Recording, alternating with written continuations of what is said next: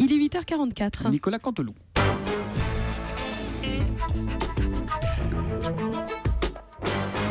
C'est presque du direct, c'est la revue de presque de Nicolas Canteloup, Best of avec Julie.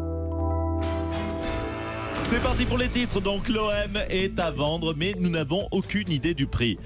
C'est pas très dur, Lolo Cabrol doit être au courant. Laurent, oui. s'il vous plaît, 11 chèvres, ça va chercher dans les combien? Un petit troupeau à la louche. Allez, 150 €. Voilà, merci. 150 €. Du coup, il va y avoir preneur. C'est beau l'amour. Hier, sur Facebook, Isabelle Balkany a posté un message d'amour à Patrick Balkany pour leurs 40 ans de mariage. 40 ans, dont 39 avec sursis. Revue de presse, Nabila et Dangala. Et oui, Jean-Marc, ça ne lui a pas échappé, avec des lunettes en terrasse du Café de Flore. Carrément. Et oui, Nabila, l'auteur Mano Pratine, Nabila l'écrivaine, sort un livre. La fine lame est devenue donc une fine plume. Et du coup, elle a mis des lunettes. Et oui, c'est une vieille technique déjà utilisée par Laurent Blanc. Ça marche tellement bien qu'on l'a utilisé aussi sur Myriam El Khomri cette semaine. Donc, petit message au responsable en communication.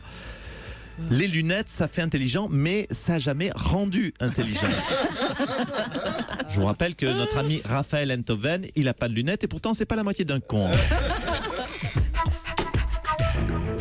C'est une semaine folle, Crazy Week, comme j'allais le dire. Mais l'événement principal, vous savez, c'est bien sûr notre Thomas Soto qui est enfin, il est enfin rentré dans la planète People depuis 8 jours. Oui, chers auditeurs, il faut le rappeler quand même, il a hugué. Oui, il a fait un hug au chanteur Renaud. Ah, d'accord, il y a une photo. Ouais, et il a reçu une vidéo de Roger Federer. Ça y est, donc Toto devient un vrai people. Enfin bon, Federer ne le reconnaîtra pas s'il le croise dans la rue, mais c'est le début, Thomas. Il a bien sûr regardé l'émission de François Hollande, c'est Nicolas Sarkozy. Bonjour, monsieur Sarkozy. Alors, votre sentiment, dites-nous. Vous voulez mon sentiment? Bah oui. Aïe, aïe, aïe. Ça va mieux. Ça va mieux qu'il nous dit Hollande. Il a bien fait de nous le dire parce que sinon ça ne serait pas aperçu. Vous savez quoi? Hollande, c'est Cabrol. C'est Cabrol qui vous dit qu'il fait beau alors que vous regardez par la fenêtre, il flotte. C'est la même chose. Non mais franchement, Nicolas Sarkozy, votre ressenti? Franchement, moi j'ai été agréablement déçu. Puis je lui accorde d'avoir fait un début de mea culpa. Il a dit on aurait pu aller encore plus vite. Enfin, je dis quand même, François, comme tu emmènes les Français dans le mur, aller encore plus vite, je sais pas si c'est la bonne idée. Hein. Aïe, aïe, aïe, mes pauvres lapins. Mes pauvres lapins. Le couple Macron a un long portrait dans Paris Match. On y découvre notamment comment Emmanuel a rencontré sa femme Brigitte, son ancienne professeure de français au lycée. Bonjour Emmanuel Macron. Oui, bonjour Serge.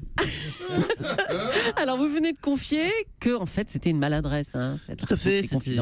Non, parce que dans Paris Match, Brigitte raconte tout, comment on s'est rencontrés, quand elle m'a vu avec mon Bermuda enveloppe, pardonnez-moi, mon cartable Tanz, mes boutons d'acné, mon bidon de 3 litres d'eau précieuse.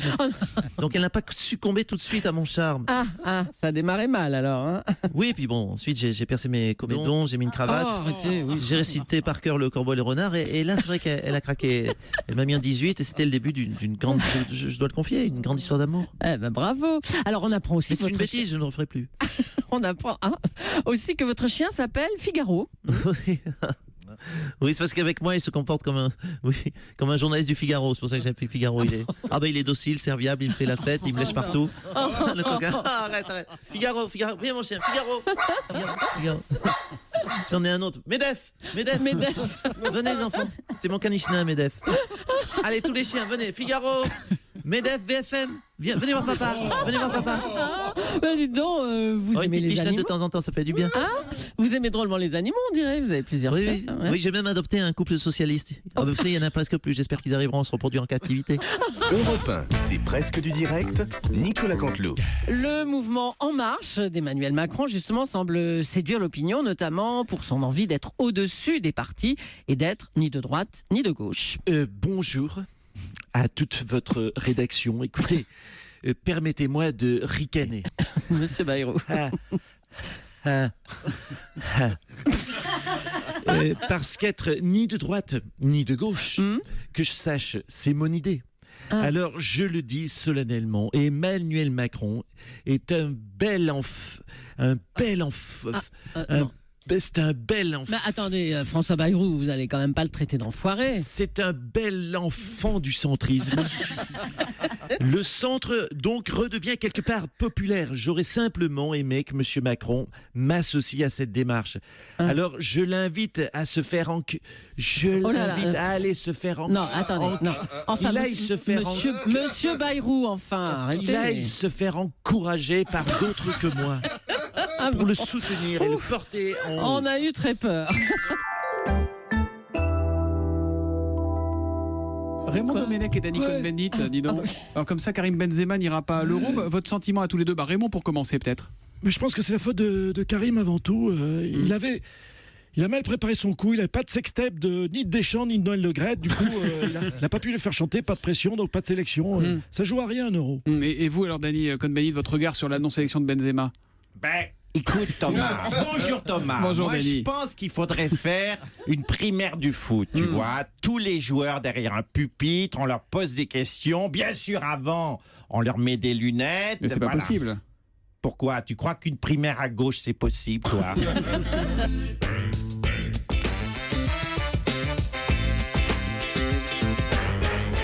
Bonjour, c'est Ségolène Royal. C'est que ça. Oui, bonjour. Bah, bonjour, mais- Joyeux Noël à tous. Mais- Hein, enfin, c'est la haute de Noël. Mais qu'est-ce qui vous prend, Ségolène Royal? On est le 14 avril. Oui, c'est ça, oui. Le 14 avril sur le calendrier grégorien, mais sur le calendrier hollandien, c'est les fêtes de Noël. Ah bon Oui, demandez à Mme Polony, elles savent, Mme Roux, ils sont affûtés politiquement en ce moment. C'est la distribution des cadeaux. Pour les policiers, 865 millions d'euros. Pour les taxis, 8 milliards. 500 boules et du chichon pour les jeunes. C'est Noël. C'est Noël. Vous voulez quelque chose, monsieur Soutou? Vous voulez Roger Federer? voilà vos cadeaux. Demandez à François. Il va dire oui, dis oui à tout le monde. De toute façon, c'est pas compliqué. Bonjour, mon petit bonhomme. Comment tu t'appelles? Bonjour, madame Noël. Alors, qu'est-ce que tu veux, toi, pour Noël? Tu veux quoi? Un camion, une calculatrice, un ballon de foot? Ah non, moi j'ai déjà commandé une poupée, une grosse poupée avec une pompe à vélo. Oh non. Voilà pour Nicolas Canteloup qui sera de retour en direct avec nous demain à 8h40, juste après le passage de François Hollande qui sera également avec nous entre 7h30 et 8h30.